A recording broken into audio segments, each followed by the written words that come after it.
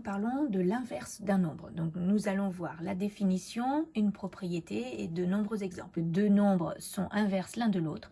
C'est lorsqu'on effectue leur produit, donc une multiplication, eh bien on doit obtenir le résultat égal à 1. Donc des exemples, si je prends le nombre 2, son inverse c'est 0,5 parce que si je fais la multiplication des deux nombres, 2 fois 0,5, j'obtiens bien 1.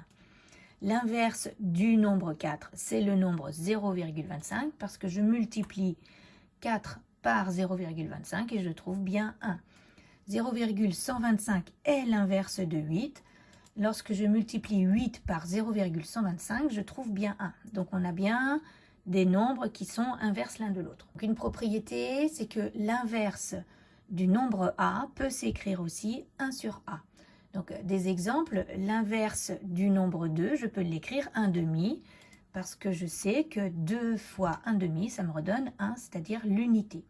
L'inverse du nombre 4, c'est le nombre qui peut s'écrire 1 quart, parce que 4 multiplié par 1 quart, ça me redonne l'unité. Et puis, je peux dire aussi que 1 huitième est l'inverse de 8. Je fais le produit de 8 par 1 huitième, je retombe sur l'unité 1. Donc, d'autres exemples, et on s'intéressera à la formulation. On peut dire 10 est l'inverse de 1 dixième, parce que 10 fois 1 dixième, ça me donne 1. 5 est l'inverse de 1 cinquième, parce que 5 fois 1 cinquième, ça me redonne 1. Et puis, on peut dire aussi 1 huitième a pour inverse 8, car 8 fois 1 huitième, c'est égal à 1. Et lorsqu'on a une fraction a sur b, eh bien son inverse, c'est b sur a. Donc souvent, on dit qu'il suffit de permuter le numérateur et le dénominateur.